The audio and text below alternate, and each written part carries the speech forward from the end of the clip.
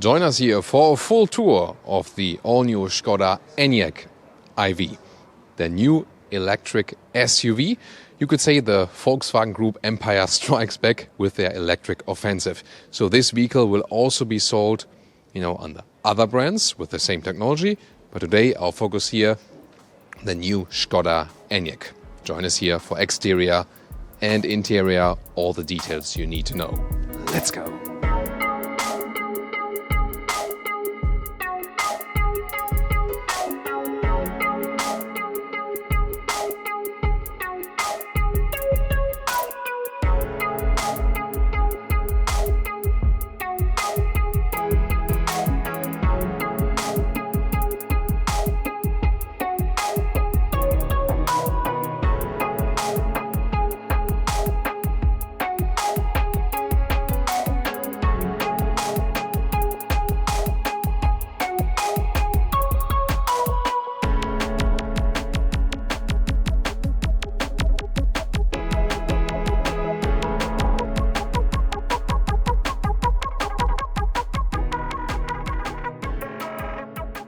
In the front of this new electric SUV, you can see, first of all, a big front grille.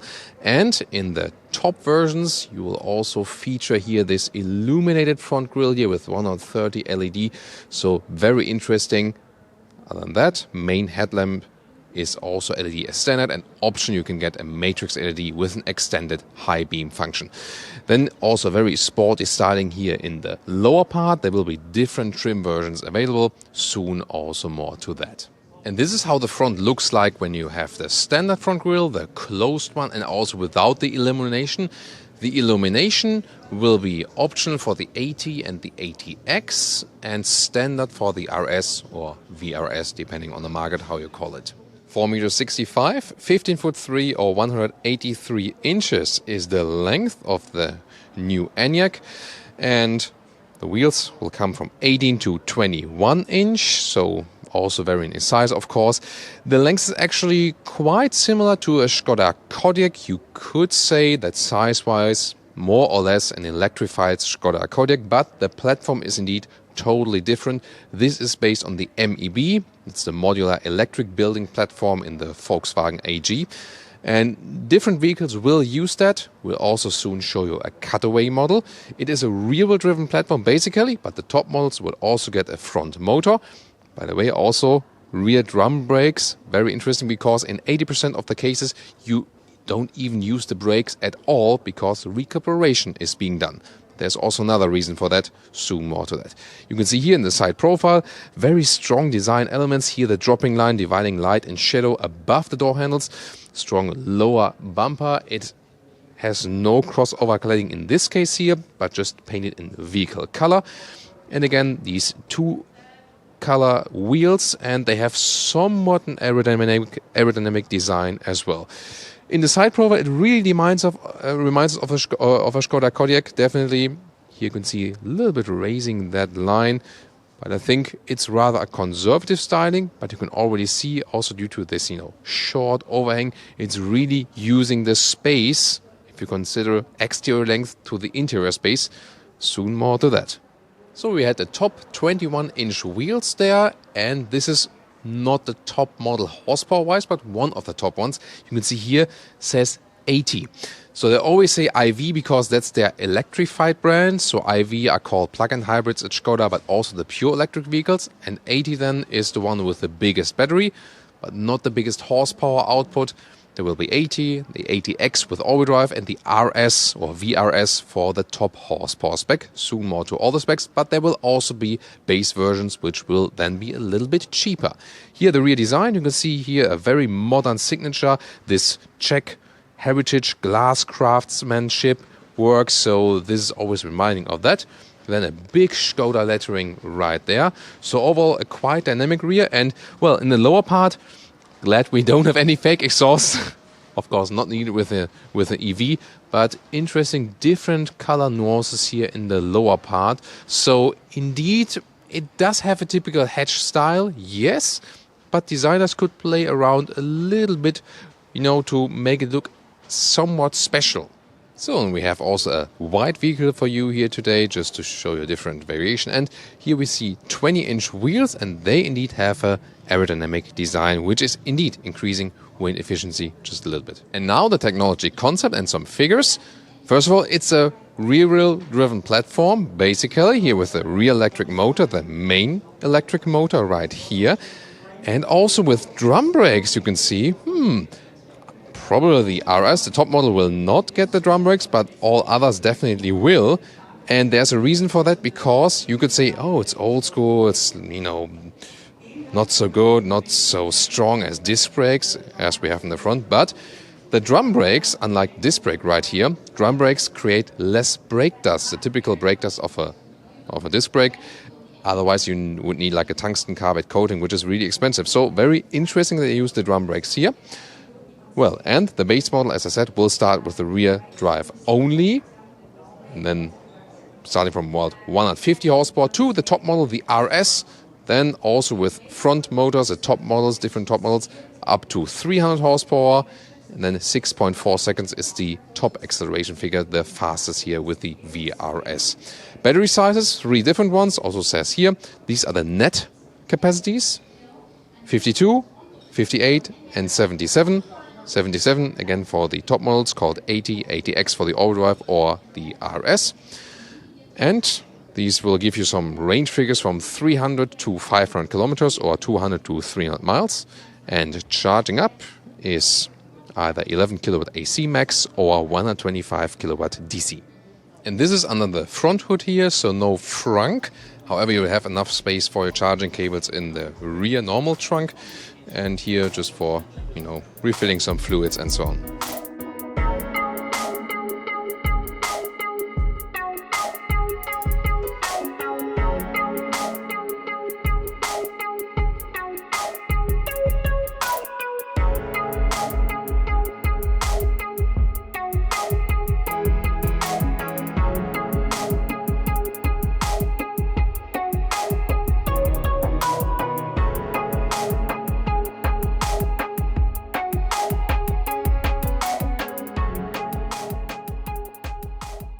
Now to the inside. First of all, door closing sound. Very solid, like that. Look at that lower lip here. This should really protect the interior also from coming in your life, from dust coming inside and so on. Then we have the typical Škoda solutions here, for example, with the umbrella and the inside of the doors. Then the upper part is somewhat soft touch and also structured. Then this checkered aluminum or brushed aluminum structure here, at least in this style. Nice soft fabric at the inside of the doors and also reasonable door pockets as for that. And then this dot structure there. So indeed in the EVs they're a little bit more daring also with the interior design. And it's also continued over on here. Steering wheel and no spoke at the lower part. We already know that from the Octavia, for example. And then again the nice bright fabric inside here. And a soft touch dashboard. 5.3-inch instruments on the left, really small. On the right side, 10-inch screen base. Or this one here is the optional 13-inch screen. So soon more details to that. Seats here in this case with microfiber, but also with animal skin. There will be different trims available. You will also get pure fabric seats. They have these, designed selections. They remind us a little bit of the BMW i3 as well, from the naming, like loft and lounge and so on. They still use animal skin material, which is not suitable to a sustainable car. So yes, they use more sustainable materials than before maybe, but still too much animal skin. Not in all trims it's present, but in a lot of trims. So they have not understood what it means to be animal friendly and really sustainable yet. So we've just seen the lounge interior. So both lounge and EcoSuite contain animal parts. This one here is Lodge. This is 2/3 part of PET bottles recycled. So that's all a step forward, but 1/3 part of wool. If you think, oh no, what's the problem with wool? Isn't it better as leather? Maybe a little bit, but just Google wool and cruelty and then you see what's the problem with wool. If you want to go animal free with the seats, you have to go for the loft or studio interior. These two interiors, which are also more base interiors, will be animal free, at least for the seats. The steering wheel, they do not have any other solution for that yet. It will always come with an animal skin wrapping. And if you want to know more about it, why this is a problem, there's also a special video by Autogefühl about that. Or just Google leather industry cruelty and then will see all of the info you need. Let's now get inside. See it right here. And of course it's an easy entry. You sit more upright. You've seen it on the exterior. It has this van style a little bit, but it also counts as SUV. Well, however you want to define it, you have this upright seating position. It's very comfortable, actually, the first impression. With 1.86 or 6.1, there's still plenty of headroom left, although this one is the panoramic roof, which you can open then here with a slider. Yeah, these sliders, if they're really an advantage or not, I'll leave that up to you. See here, it's actually quite substantial opening then for that panoramic roof. Here we go, steering wheel, a manual control in and out, up and down, so you can find an easy position right there. And I think they found a very central setup. That's also, for example, the new Octavia. I see some Mercedes design influence, definitely, like here with these floating lines. But I think really nice and definitely more screaming out, because Škoda interiors used to be rather, good, definitely good, but rather conservative. Here definitely, little bit more you see and experience. You will optionally also get a head-up display, which will feature augmented reality. So you have two layers, a normal layer for speed and so on. You cannot see it at that moment. And the second layer then, it will be for displaying arrows, for example, directly on the street, a little bit further ahead. So this will also be an interesting technology piece. And now here's the interior overview. Again, you can see what I mean with these floating lines. Like the bright fabric and really soft fabric inserts right here. And this is also a nice design element. Once again, soft touch dashboard. And the dash really goes far beyond there. So this is also something which reminds of a van interior. Here the steering wheel, again with the no-spoke design in the lower part. On the left side you would control the volume and then also heated steering wheel, for example. On the right side you control the digital instruments. And they're really, really tiny, so probably they did that for cost savings because they share it then with the other Volkswagen ID cars, for example. But that's the way, basically it gives the overview, and they say that GPS stuff should be displayed in head-up display. However, I think digital instruments should also be used for that you can see the GPS map. That's gone now again. On the right side here. First of all, there are some sliders for the volume right here and also a mute button. Other than that, you control everything with touch. For example, also the climate unit right here when the car would be properly powered. The thing is here, it is easily accessible and it's very big. So I don't like to have it in the screen. I think it's better when you have some like turning knobs and so on. But for a screen temperature resolution, it's easy to access. Again, you would start with a 10-inch screen as base, and the top models or the optional, you get the 13-inch screen as it is here, the biggest one we've seen in a VW, Audi, Škoda, and so on yet. You have different options. It's the main menu here with the background lighting, for example, different colors available. This is always going back to the main menu. Vehicle options right here. I'm not sure if everything is like really. Oh, there's the visualization, really interesting, and driving data here, for example, will be accessible. Let's take a look at the GPS, how it looks like here in these, in the bigger screen. Go to the map right here.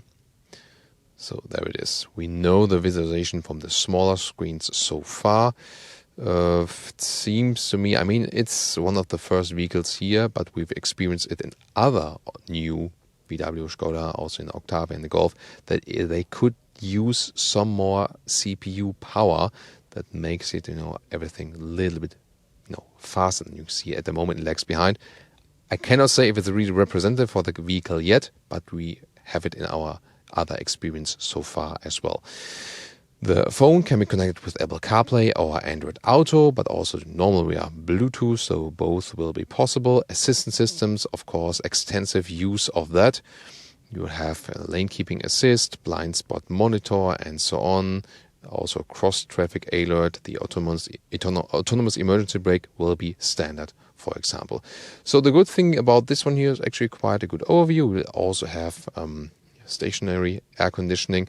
And by the way, option, you can also get a heat pump for this vehicle, and it will increase the efficiency by 30% in winter times. So it doesn't mean you get more range, but you would lose 30% less range you would otherwise lose in winter times with that. So then back from that screen to the lower part of that vehicle. Here you still have some some hotkeys, real ones, for example, for the driving modes. For when you have this one also with an adaptive suspension, which will also be available to my information. And you can also access the whole climate menu right here. The sound here from these buttons, not too fond of that. Then in the lower part, you have inductive charging plates. It's actually placed for 2 phones.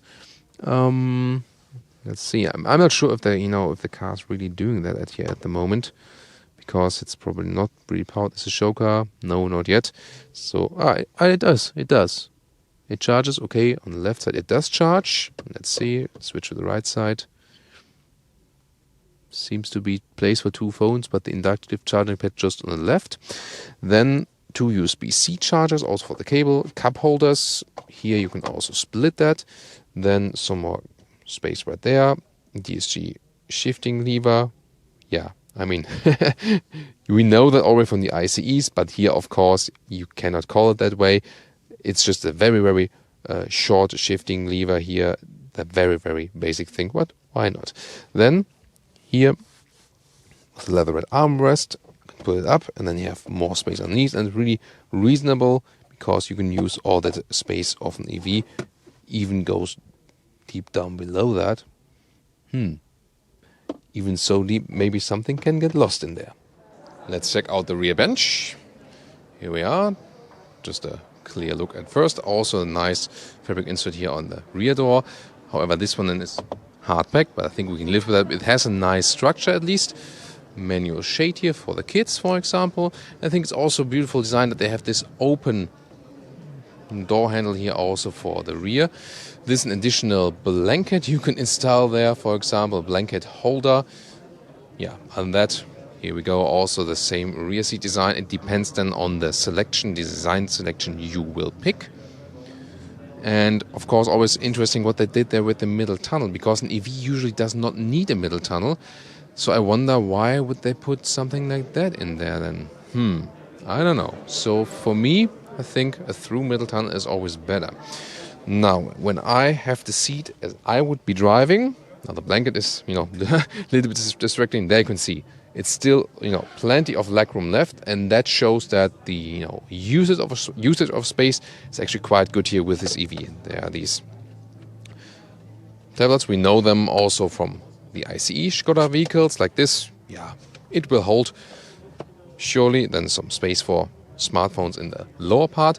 You also have an upright seating position here. However, the seat bench falls a little bit backwards. To me, this is not ideal. Some others do prefer that. I don't know. Then headroom wise, there's still some left here also in the rear. No problem as for that. And you can already fold the seats from here. That's possible. Really, wide and thick head restraints, and this is part here of the sleeping package. Looks like a elephant now with 2 horns, and reason for that is that here, like this, so you don't have that when you fall asleep in the car it's always like no, there's a driver, of course, but yeah, that sometimes happens as well when you don't have too many brakes. But here, this way, your head is being kept tight. I think it's a great solution. Hardly anyone else uses that, so I think why not? It's really good, so you don't have like massive neck pain when you fall asleep. So a nice and easy solution. So probably I would get this sleeping package then for the kids in the rear. So then we have this middle part where you fold out the cup holders, non-adaptive, and then there's also a ski hatch available. So the basic layout is somewhat similar to a standard Škoda, so you see a lot of resemblance, but then again, especially in design, more extravagance. Climate unit will also be available for the rear, and yeah, you can put stuff there. 2 USB-C chargers next to a real power plug right there. There's also reasonable space here below, so maybe even a MacBook charger should be able to fit it in here.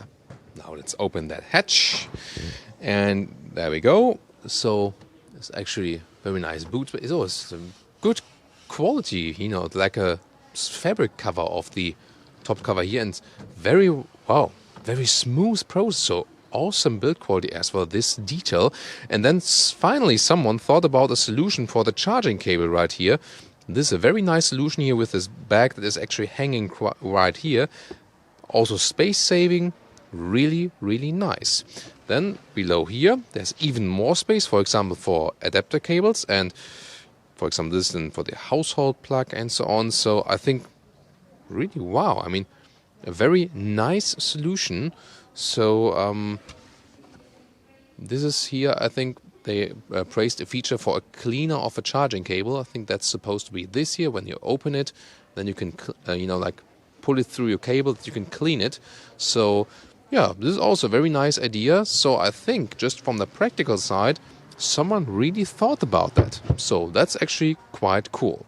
And then we can fold the seats with a unusual lever, but there it is. There's a small stepper in this case, but we can also put this cover here one step higher, and then we don't have any transition anymore, and a lot of space indeed.